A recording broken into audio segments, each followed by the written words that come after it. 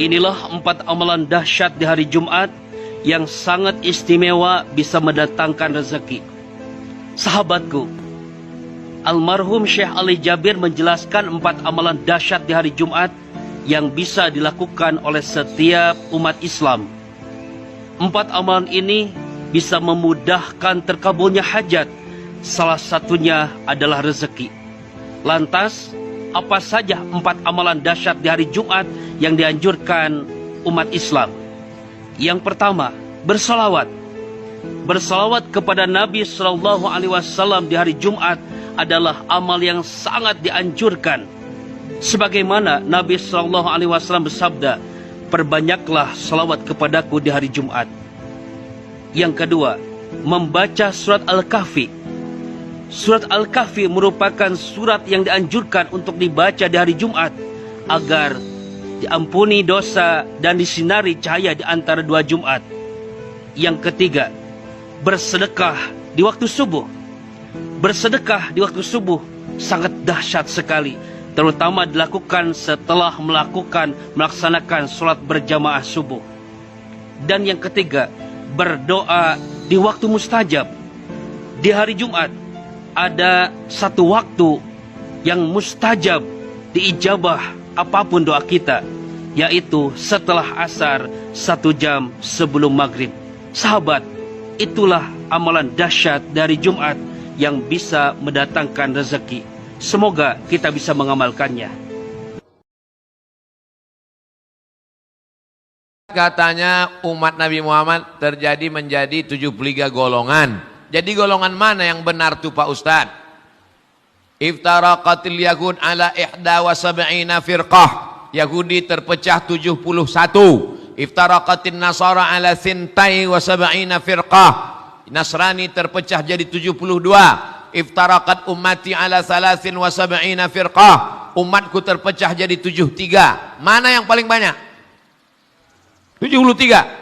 71, 72, 73 bukan angka nominal, tapi menunjukkan banyak. Yahudi banyak, Nasrani lebih banyak, umat Islam lebih banyak. Siapa yang paling selamat ya Rasulullah? Al-firqah an-najiyah, kelompok yang selamat. Siapa itu? Ma ana alaihi wa ashabi, mereka yang ikut jalanku dan ikut jalan sahabat-sahabatku.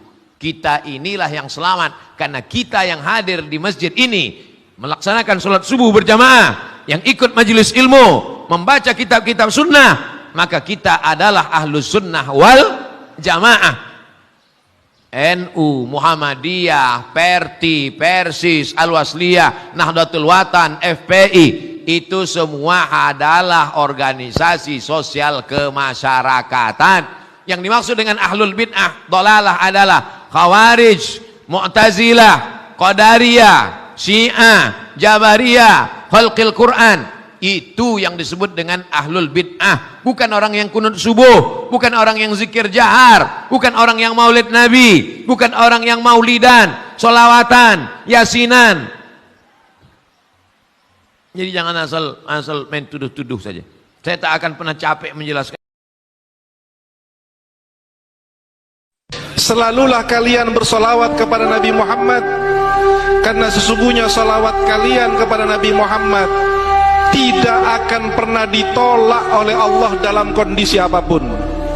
Amal ibadah manusia yang lain seperti sholat, membaca Al-Quran, haji dan umrah, puasa Ramadan, bainal qabuli wa raddiha, bisa diterima, bisa tidak. Syarat untuk diterimanya sangat susah. Illa salata alal habibi Muhammadi, kecuali solawat kepada Nabi Muhammad. Solawat mau diadakan dalam keadaan nangis diterima, tertawa diterima, khusyuk diterima, bercanda diterima. Ini kehebatan solawat. Kenapa demikian Allah menyikapi solawat tersebut? Karena Allah ingin menunjukkan kepada umat Nabi Muhammad bahwa kalian ini tidak akan pernah mulia dengan apapun. Kalian tidak akan pernah nyampe ke emperan sorga dengan sujud manapun. Kalian tidak akan pernah masuk ke pintu sorga dengan ilmu segudang apapun. Tetapi kalian hanya akan masuk sorga dengan rahmatnya Allah yang dititipkan kepada Sayyidina Muhammad sallallahu alaihi wasallam. Di dalam hadis sahih Rasulullah sallallahu alaihi wasallam bersabda, barang siapa yang bersolawat kepadaku 1 kali, maka Allah akan memberikan rahmat kepadanya 10 kali. Subhanallah. Sallallahu alaihi, mau khusyuk mau tidak, rahmat Allah pasti 10 turun per sallallahu alaihi. Al-Imam Umar al-Muhdar mengatakan, jika seandainya 1 saja rahmat Allah diyakini bisa dipertahankan sampai kita wafat, maka ketahuilah 1 rahmat Allah akan mampu mendatangkan husnul khatimah. 1 rahmatnya Allah akan mampu menggenggam kunci di tangan kita untuk masuk ke dalam surganya Allah subhanahu wa ta'ala. Ingin kuburannya terang, luas, kemudian selamat dari siksa kubur, 4 kerjakan, 4 jauhi. Apa yang pertama? Muhafadzatus sholawat, menjaga sholat 5 waktu. Namanya sholat 5 waktu jangan sampai hilang, Bu. Jangan mau ditukar dengan apapun. Kadang berapa banyak orang gara-gara kerja nggak sholat. Salah. Kenapa? Rezeki yang ngasih siapa? Allah. Terus yang ngasih rezeki dimusuhi. Kan lucu ini. Jangan ditukar dengan apapun sholat. Sholat itu hubungan seorang hamba dengan Tuhannya, kabelnya nyambung. Kalau sudah putus sholat, nggak ada bagusnya. Rumahnya bagus, TV-nya besar, AC, air pemanas, ini dan itu. Tapi kalau nggak ada listriknya ya percuma, nggak bisa dipakai. Begitu juga amal ibadah yang lain kebagusan, tapi kalau nggak sholat nggak ada gunanya. Kalau kepingin kuburannya terang, sholat 5 waktu. Yang kedua, wassodaqah, sodako. Sodako ini penting, Bu. Yang ketiga apa? Qiraatul Quran, baca Al-Quran. Orang kalau membaca Al-Quran, kuburannya akan terang. Yang keempat apa?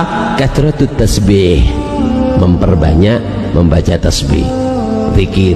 Banyak zikir, pegang tasbih. Siapa orang yang bawa tasbih terus dipakai untuk bertasbih, atau nggak dipakai, cuman ditaruh di kantongnya, maka apa? Maka tuaddu musabbihan, dihitung sebagai orang yang bertasbih walaupun nggak dibaca. Dijauhi apa? 1. Al-kidhib, berbohong, berdusta. Jangan pernah berdusta, karena berdusta itu bukan sifatnya orang mukmin. Dan dusta itu akan membuat awal siksaan kamu di alam kubur. Faman ya'mal mithqala dzarratin syarran yara. Sekecil apapun kemaksiatan yang kamu lakukan akan kamu lihat di dalam alam kubur. Ada catatannya lengkap. Inna rabbaka labil mirsad. Allah punya CCTV yang mengawasi kamu. Siapa yang nggak tahu cuman kamu aja, maka ada catatannya. Yang kedua, al-khianah, berkhianat. Yang ketiga, an-namimah, mengadu domba. Yang keempat, al-baul, kencing. Kencing ini sangat diremehkan banyak orang, laki atau perempuan, banyak meremehkan kencing. Kalau kencing itu harus bersih, terutama orang laki, karena terkadang di selang kencing itu airnya masih ada. Ketika kamu bangun ada kerasa keluar sedikit, itu najis. Kamu sholat nggak sah. Dan paling banyaknya adab kubur karena kencing. Makanya sunnah kencing itu untuk dehem. Seperti itu. Nah, duduknya juga jangan pernah kencing berdiri, karena kencing berdiri nggak mungkin tuntas kencing itu. Kencingnya dengan jongkok. Dan sunnah dehem. Seperti itu. Bahkan sebagian ulama mengatakan kalau memang harus bersih dengan loncat, maka nggak apa-apa loncat. Seperti itu. Paham ya? Nah, terus perempuan juga disunahkan untuk dehem. Maaf, dan juga di bawah mulut pusar ini agak ditekan sedikit. Supaya apa? Supaya kencingnya keluar semua. Paham ya? Allahumma shalli ala Muhammad. Amalan ini wallahi dahsyat, manfaatnya banyak untuk menyembuh penyakit, menabulkan hajat, memudahkan urusan. Dan tidak pernah saya sampaikan amalan ini, semua alhamdulillah berhasil mendapatkan hajat. Begitu anda isi doa, ya Allah, dengan berkah sedekah ini mudahkan lamaran kerjaan saya, Ya Allah, dengan berkat sedekah ini mohon titipkan pahalanya untuk kedua orang tua saya. Kalau ada yang merasa dirinya suka marah, suka emosi, ya Allah, dengan berkat sedekah ini tenangkan hati dan jiwa saya agar tidak emosi lagi. Ya Allah, dengan berkat sedekah ini karuniai kepada aku anak penghafal Al-Quran. Makanya boleh anda ketika anda bersedekah, jangan lupa disertai doa. Di antaranya anugerahkan ya Allah Indonesia menjadi negara Al-Quran. Orang bisa berselawat atau tidak itu juga pilihan Allah. Dan itu juga ada tanda cinta di dalam hatinya. Kalau memang ada cinta di hatinya kepada Rasulullah, Allah akan giring lisannya untuk berselawat sebanyak-banyaknya. Sekarang tanyakan diri anda sendiri, jangan dijawab berapa kali anda sehari baca selawat untuk Rasulullah. Jangan dijawab. Urusannya adalah urusanmu dengan Rasulullah. Jangan hanya mengaku cinta Nabi. Berapa kali anda membaca salawat? Teman anda bisa 1000 kali, anda berapa kali? Teman anda bisa 5000 kali, anda berapa kali? Jamnya sama, sehari 24 jam. Tapi kenapa anda tidak bisa membaca? Jangan-jangan anda tidak punya cinta ke Rasulullah. Ini yang pertama. Karunia Allah. Orang bisa bersalawat itu pilihan Allah. Kalau Allah tidak sayang, nggak bisa bersalawat dia. Nggak bisa. Mahal salawat itu, nggak akan diizinkan oleh Allah bersalawat kecuali kekasih Allah. Orang masuk surga, setelah dia berada di surga, Allah bertanya kepada mereka, "Madza turidun?" Hai penghuni surga, kalian mau apa? Jannatin tajri min tahtihal anhar. Taman-taman yang mengalir air-air sungai sudah kalian dapatkan. Apa yang belum dapat? Mereka menjawab, ridhaka. Ada satu yang kami belum dapat ya Allah, ridha. Ternyata orang yang masuk surga itu pun tak semuanya mendapatkan ridha Allah. Itulah mengapa ketika kita berdoa, kita tidak minta surga duluan, kita minta ridha duluan. Karena siapa yang mendapatkan ridha pasti dapat surga. Tapi orang yang minta surga belum tentu dapat ridha Allah. Maka kita diajarkan, Allahumma inna nas'aluka ridhaka wal jannah. Dan yang mendapatkan ridha Allah itu cuma satu. Siapa dia? Orang yang ridha menerima keputusan Allah subhanahu wa ta'ala. Yang berhasil tahajud ciri-cirinya begini. Jadi jangan dilihat setiap yang malam sholat itu disebut ahli tahajud, belum tentu ada ciri-cirinya. Tapi ciri yang pertama yang melekat kuat, kelihatan nampak, pertama adalah ciri ahli surga, dia memiliki kecenderungan untuk sering bangun malam. Dalilnya Quran surah ke-51 ayat 15 sampai dengan ayat ke-17-nya. Innal muttaqina fi jannatin wa 'uyun. Sungguh di antara orang takwa itu nanti akan ada yang mendapatkan hadiah taman surga. Apa keistimewaannya? Akhidhina ma atahum rabbuhum innahum kanu qabla dhalika muhsinin. Sungguh kebiasaan mereka itu saat di surga, keutamaan surga, taman surga ini, mereka akan langsung mendapatkan semua kenikmatannya dari Allah. Bacalah setelah selesai sholat zuhur, La ilaha illallah al-malikul haqqul mubin 100 kali. Dan ini adalah amalan pintu rezeki. Kalau misalnya ada orang yang membacanya 300 kali, maka uangnya akan lebih banyak dari yang membacanya 100 kali. Kalau tidak membaca sama sekali, rezekinya itu tercecer. Pesan dari Abah Guru Sekumpul.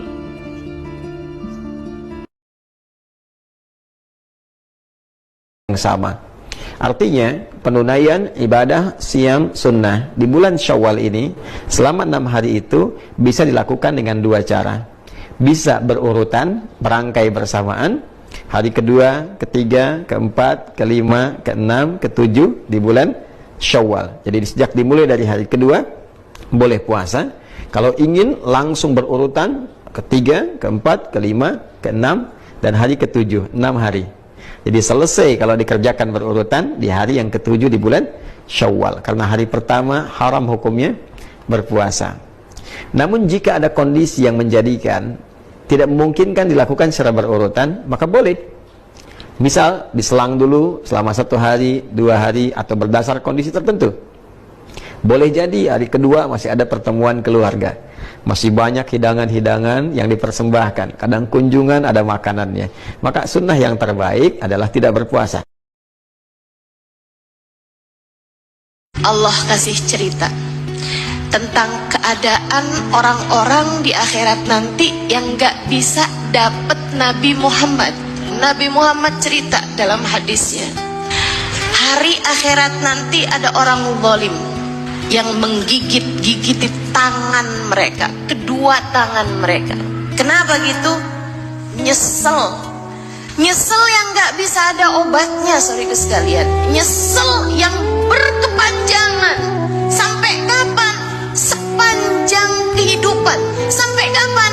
Tidak ada batas akhirnya dari penyesalan. Kata Sayyidina Ali, bi'san nadamah, nadamah yaumal qiyamah. Seburuk-buruk penyesalan adalah penyesalan di akhirat nanti. Jangan sampai saya menjadi salah satunya. Jangan sampai kamu menjadi salah satunya yang nyesel sampai ke ubun-ubun ini, teman-teman. Kenapa mereka nyesel ya Allah? Kenapa dia sampai gigiti tangan dua-duanya? Andai saja waktu di dunia saya menempuh jalan mendekat kepada Nabi Muhammad. Andai waktu di dunia saya memiliki rasa kepada Nabi Muhammad. Sudahkah kamu menjalin hubungan dengan Nabi Muhammad? Sudahkah kamu punya rasa kepada Nabi Muhammad? Kalau kamu tidak melakukannya dari di dunia, saya khawatir kamu menyesalinya di akhirat. Kapan itu? Itu terjadi nanti ketika Nabi Muhammad memimpin rombongan di padang mahsyar. Apa yang disampaikan Nabi Muhammad dalam banyak hadisnya, di mana beliau mengatakan, aku yang megang, aku yang menjadi pemimpin rombongan. Adam wa man dunahu tahta liwa'i yaumal qiyamah. Nabi Adam dan nabi-nabi yang sesudahnya hanya akan berada di belakang benderaku di akhirat nanti. Rombongannya satu, rombongan yang selamat ini satu. Rombongan itu terdiri dari kumpulan para nabi, para wali, para ulama, dan orang-orang soleh di belakang mereka. Pimpinannya Nabi Muhammad. Kalau kamu nggak masuk di situ, kamu nggak selamat. Hari itu, ketika Nabi Muhammad menggiring rombongannya, semua orang berharap, kepengen bisa mencium tanah, mencium bumi, mencium yang telah dipijak oleh Nabi Muhammad. Hari itu semua orang tahu kemuliaan Nabi Muhammad. Maka hari itu yang tidak berada dalam rombongan akan menggigit-gigiti tangan-tangan mereka karena menyesal.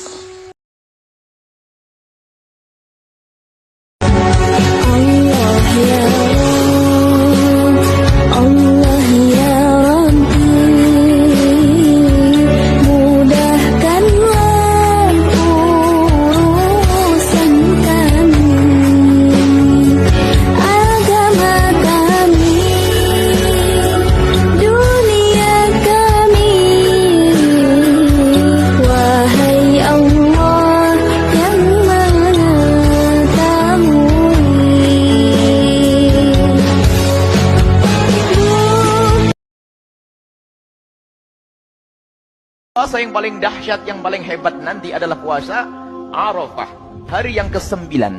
Puasa Arafah sampai disebutkan dalam hadis riwayat Imam Muslim, ahtasibu 'ala Allahi ayyukaffira sanata allati qablahu was sanata allati ba'dahu.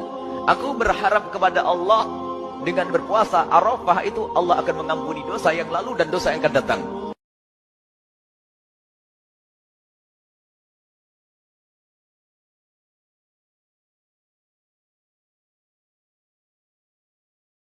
Orang yang rajin ibadah, orang yang dekat dengan Allah, orang yang cepat merespon seruan-seruan Allah, maka akan diangkat oleh Allah Subhanahu wa taala derajatnya dan didekatkan dengan rahmat dunia dan akhirat.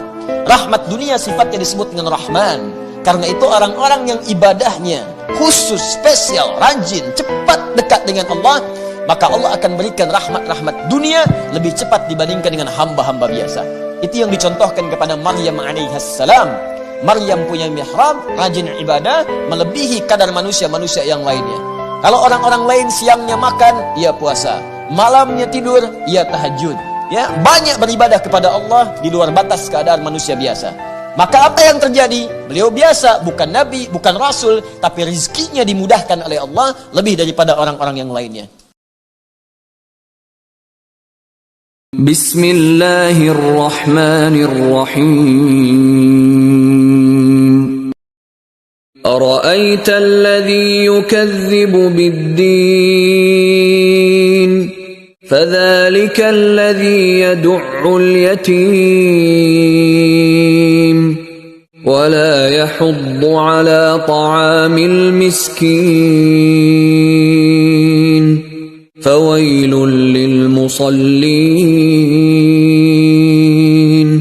الذين هم عن صلاتهم ساهون الذين هم يراءون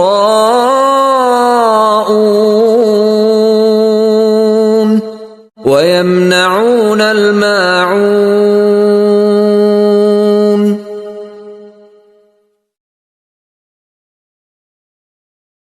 La ta'manna. Tunggu. Harus monyong tuh di situ. Monyong?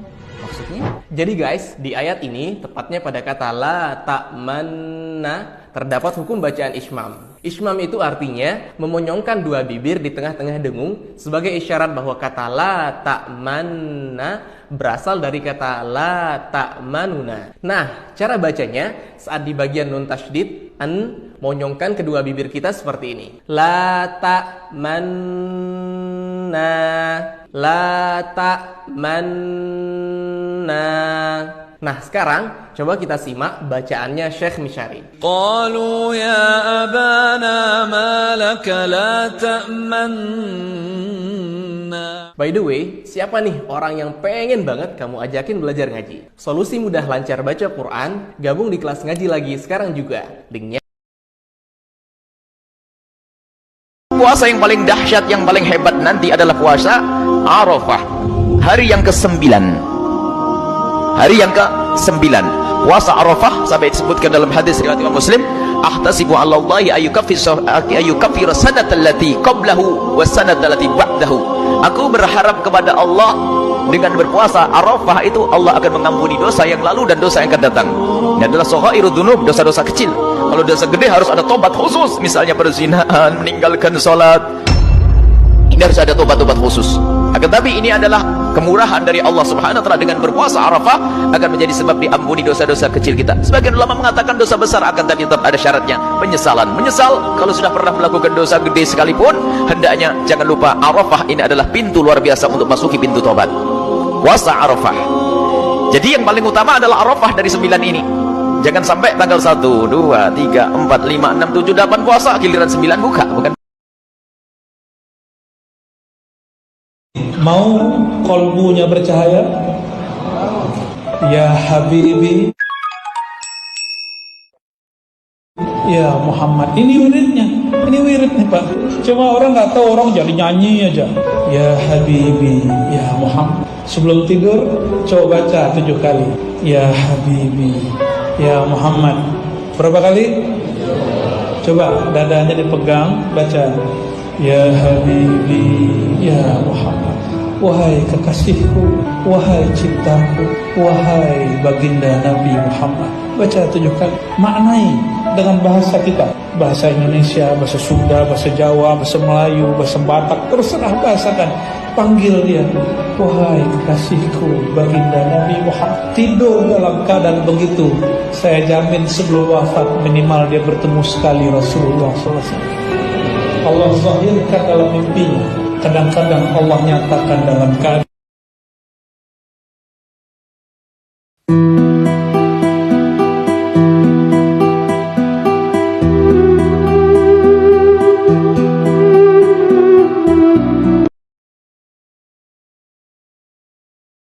Nabi Adam alaihissalam bertaubat kepada Allah. Doanya masyhur, kita semua hafal. Apa doanya dalam Quran? Rabbana zalamna anfusana wa illam taghfir lana wa tarhamna lanakunanna minal khasirin. Itu yang ada dalam Quran. Tapi dalam hadis dijelaskan, ternyata Nabi Adam minta ampun sama Allah dengan menyebut nama Muhammad sallallahu alaihi wasallam. Loh, gimana ceritanya Nabi Adam menyebut nama Muhammad? Nabi Muhammad kan belum lahir. Apa kata Nabi Adam berdoa? Allahumma inni atawassalu ilaika bijahi Muhammad. Aku minta ampun kepada engkau ya Allah dengan menyebut nama Muhammad. Allah nanya bukan Allah tidak tahu, Allah maha tahu. Allah mau kasih tahu siapa yang tidak tahu dan yang tak mau tahu. Adam, dari mana kau tahu nama Muhammad? Ketika engkau menciptakan aku dari tanah yang hitam, legam, di bawah. Oh, jadi semua manusia ini dari tanah ya? Adam semua dari tanah. Kalau sama-sama dari tanah, kenapa sifatnya beda-beda Pak Ustadz? Ada tanah yang baik, ada tanah sengketa. Sampai mana tadi ceritanya? Ketika engkau menciptakan aku dari tanah ya Allah, fanafakhta fi ruhi, lalu kau tiupkan ruh ke dalam tanah itu, farafa'tu ra'si, lalu ku angkat kepalaku. Saat aku angkat kepalaku, aku lihat di tiang aras ada tertulis nama Muhammad bersanding dengan namamu. Aku tidak tahu dia siapa, aku tidak tahu dia makhluk apa, tapi rasanya tidak mungkin namanya bisa dekat dengan namamu kecuali dia punya kedudukan yang tinggi. Maka aku sebut namanya bertawassul kepada Allah Subhanahu wa taala. Itulah mengapa kita menyebut nama dia dalam doa kita. Allahumma inna natawassalu ilaika bijahi nabiyyika Muhammad sallallahu alaihi wasallam an tufarrij kurubana. Dengan kemuliaan Muhammad sallallahu alaihi wasallam, lepaskan kami dari segala kesulitan kami ya Allah. Wa antu yassir lana umurana, mudahkan segala urusan kami ya Allah. Tidak ada tempat bergantung kecuali Allah. Tapi kita yang hina, banyak dosa, tak sanggup datang langsung kepada Allah, maka datang kepada Muhammad sallallahu alaihi. Ada di dalam kitab karangan Abah Guru tuh, itu siapa membaca istighfar itu, niscaya Allah memberikan rezekinya, duitnya banyak benar. Wah, itu ada bariakan kada nak ada aja ya kan. Handap aja saja 3 kali enggih imbas sembahyang subuh. Ingatkan lagi kadang-kadang itu nggih bahari sidin barin itu. Astaghfirullahalazim alladzi la ilaha illa huwar rahmanir rahim al-hayyul qayyum badi'as samawati wal ardi wa ma bainahuma min jami'i jurmi wa israfi 'ada nafsi wa atubu ilaih. 3 kali ya. Itu fadilatnya, rezekinya luar biasa. Nah, itu kena guru menulisakan ya lah. Fotokopi mana hendak belit jual. Nah. Itu nyata perjekian dulu ya Allah, mbah baju amalan ya Allah. Nah, 3 kali aja. Astaghfirullahalazim alladzi la ilaha illa huwar rahmanir rahim al hayyul qayyum badi'as samawati wal ardi wa ma bainahuma min jami'i jurmi wa israfi ala nafsi wa atubu ilaih. 3 kali.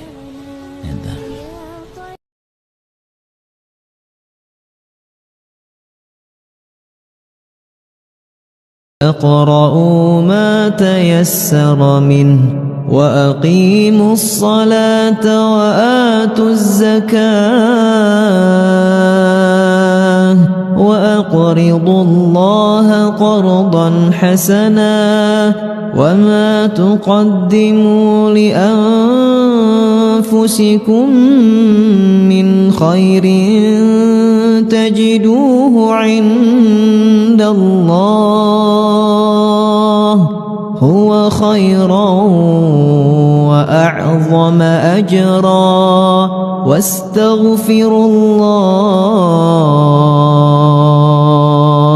واستغفروا الله إن الله غفور رحيم.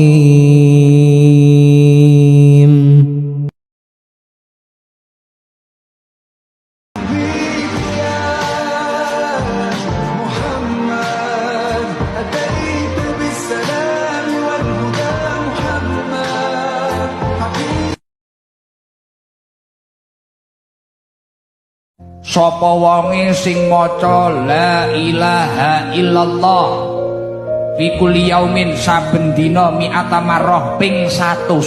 Dadi saben dina maca la ilaha illallah al malikul hakul mubin, la ilaha illallah al malikul hakul mubin. Sedina maca ping 100, Bu. Fadilahe napa dawuhe Kanjeng Nabi lho niki. Maka orang tersebut memperoleh jaminan, dijamin karo Gusti Allah aman dari kemiskinan, angel melarat. Ya nek sing pengen sugih no mboten. Dikira aja mek gur misah misuh HP ceblok juh, apa-apa ceblok juh. Diputus gendakane juh neh. Brande dhuwit ge status. Kurang piye? Aku kurang cinta piye? Kurang ganteng kowe. Paham?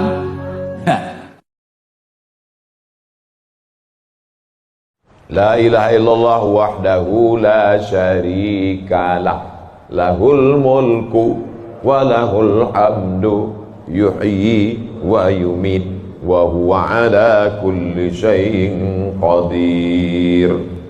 Itu kalau dibaca 10 kali sehabis salat subuh, dijaga Allah sampai sore.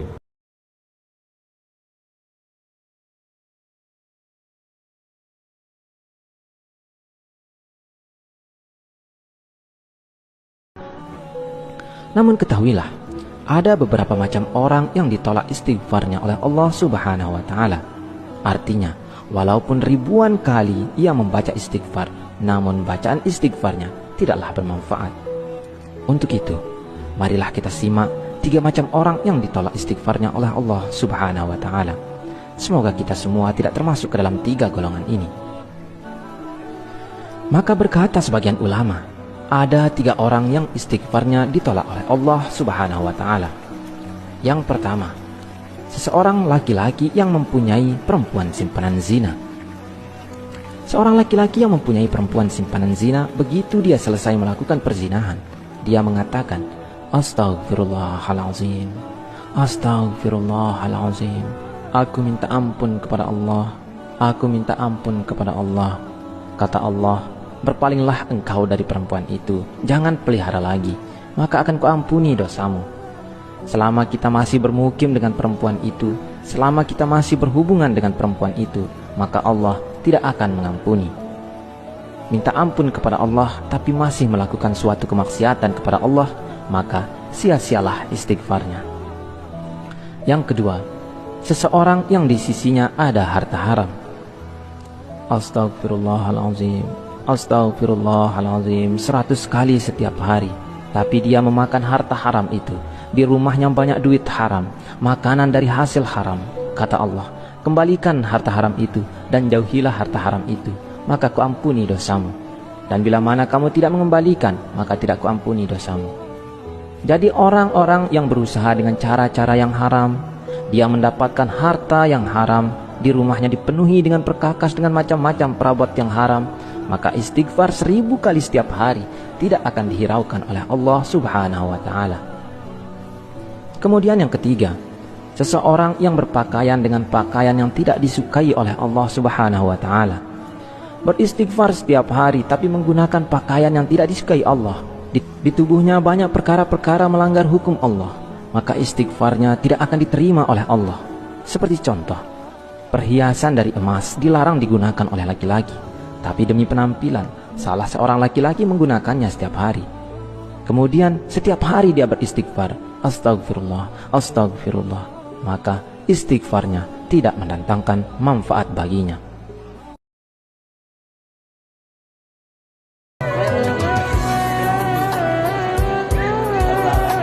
Mohon siang duit gue.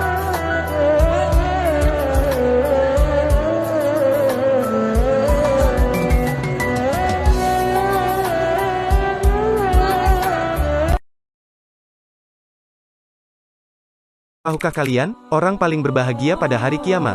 Dalam Sahih Al-Bukhari bab bersemangat terhadap hadits, disebutkan sebuah amalan yang menyebabkan seseorang berbahagia pada hari kiamat dengan mendapatkan syafaat Nabi. Amalan apakah yang dimaksud? Mari simak pesan Rasulullah SAW dalam hadis berikut ini. Abdul Aziz bin Abdullah telah menceritakan kepada kami, beliau berkata, Sulaiman menceritakan kepadaku, dari Amr bin Abu Amr, dari Said bin Abu Said al-Makburi, dari Abu Hurairah bahwa beliau berkata, wahai Rasulullah, siapakah orang yang paling berbahagia dengan syafaatmu pada hari kiamat? Rasulullah SAW bersabda, sungguh aku telah mengira, wahai Abu Hurairah, bahwa tidak ada seorang pun yang lebih dahulu bertanya kepadaku tentang hadits ini daripada engkau, karena aku lihat engkau semangat terhadap hadits. Orang yang paling berbahagia dengan syafaatku pada hari kiamat adalah orang yang mengucapkan la ilaha illallah dengan ikhlas dari hatinya atau jiwanya. Hadis riwayat Al-Bukhari nomor 99.